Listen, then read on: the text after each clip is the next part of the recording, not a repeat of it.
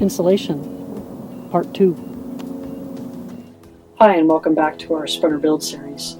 Today we're going to be talking about insulation, and if you haven't seen it, I did a Part 1 installation video. It's on my YouTube page.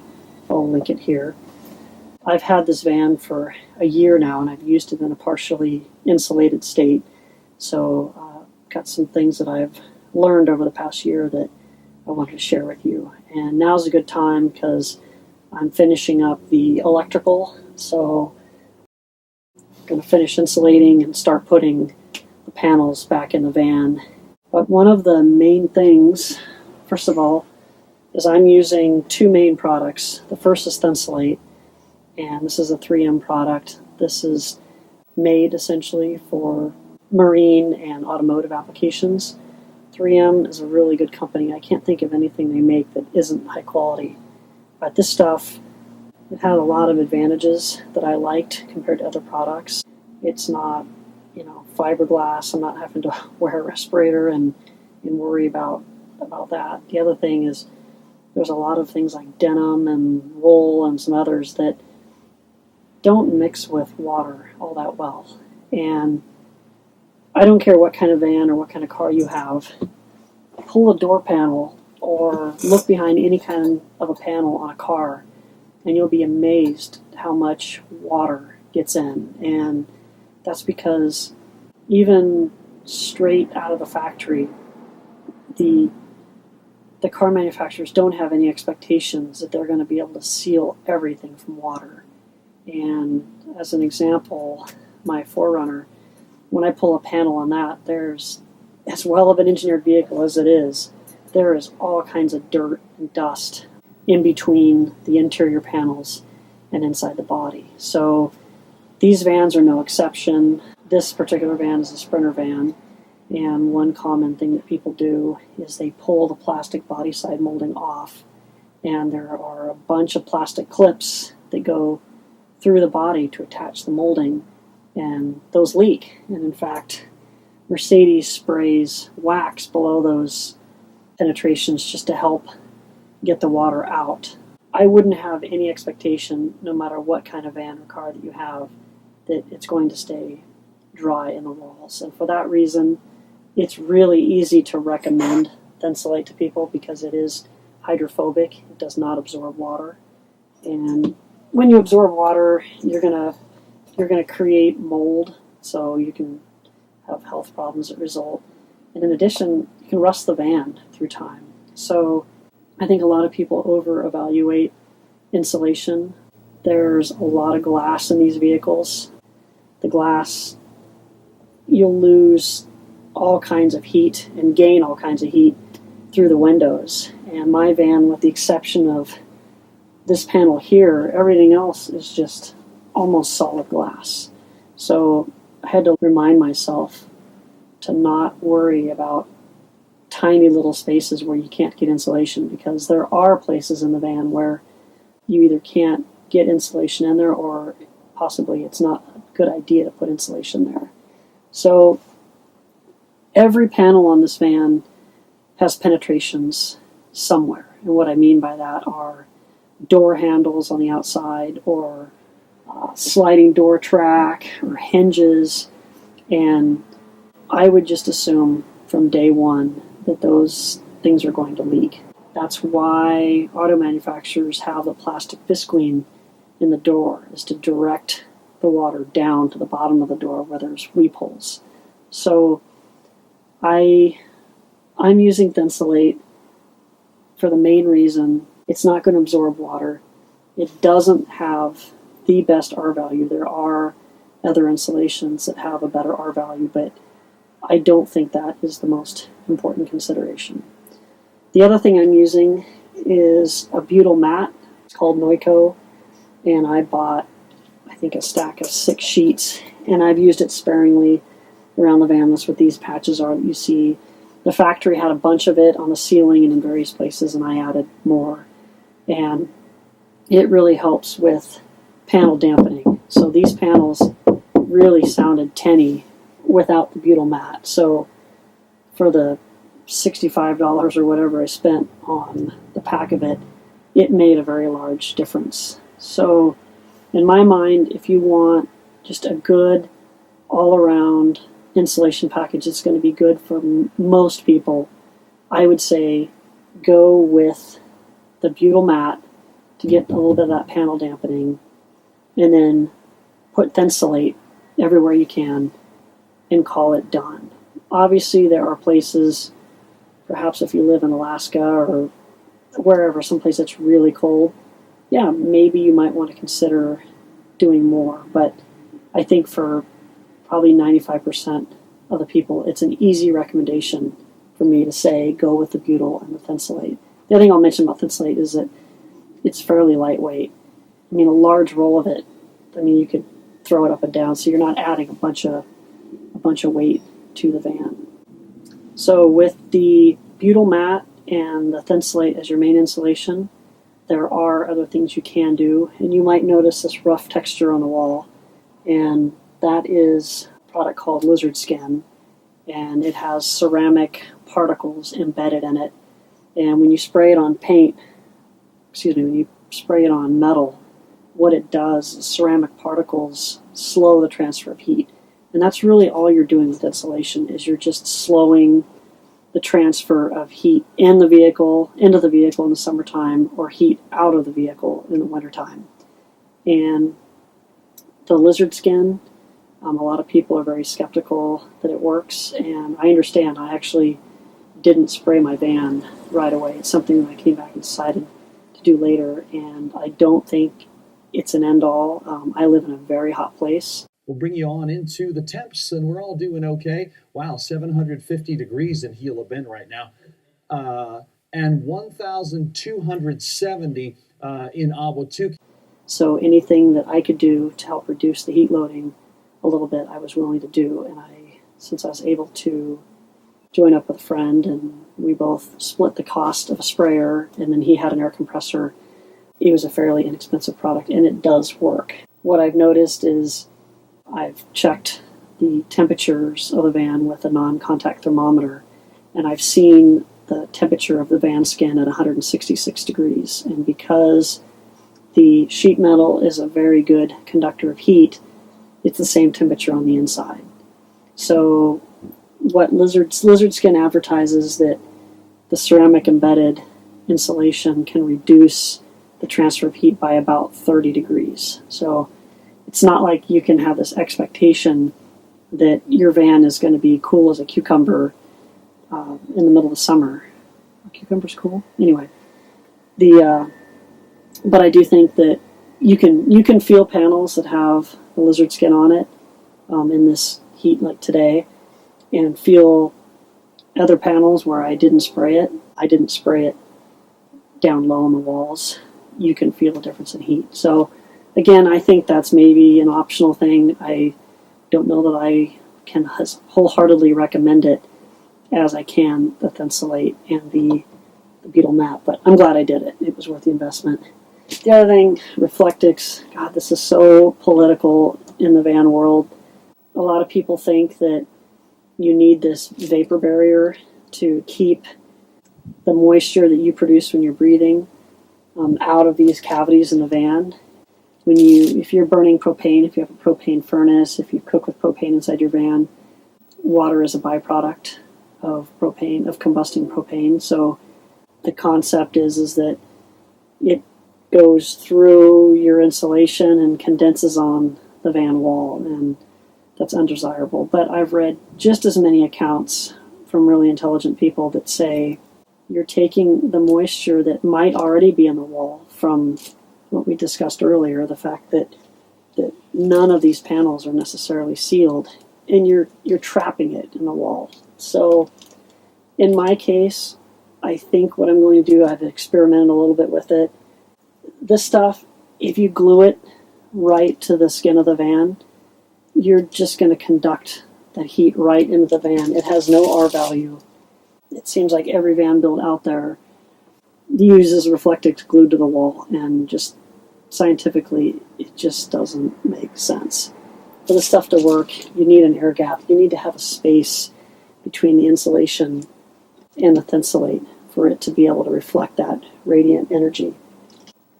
So I think it's questionable that this is even enough to even count as an airspace. There are so many penetrations in this van that I will not be able to seal up. Every one of these holes is where the headliner clips in. I can't seal those up. There's clips that go up into the beams that run across the top of the ceiling. I can't seal those up.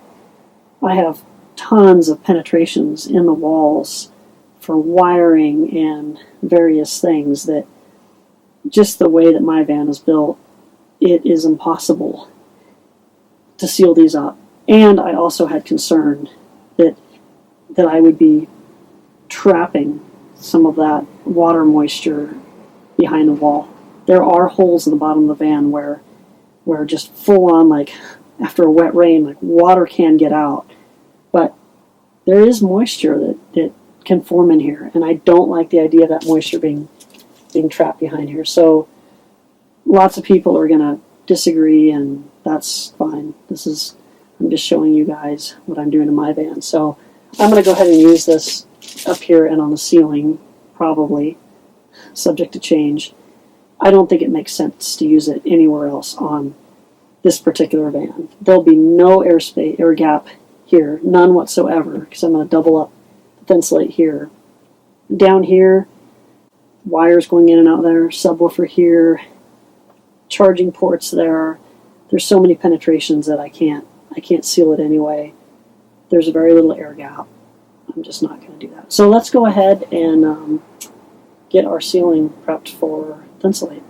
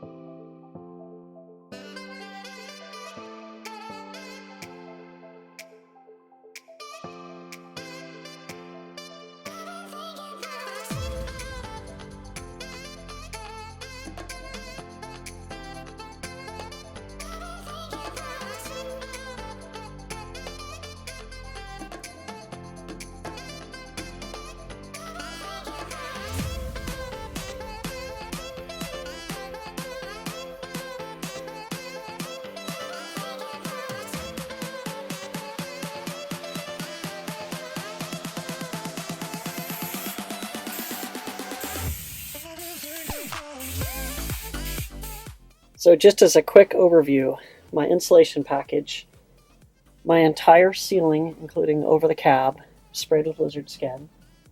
There's lizard skin on the upper walls.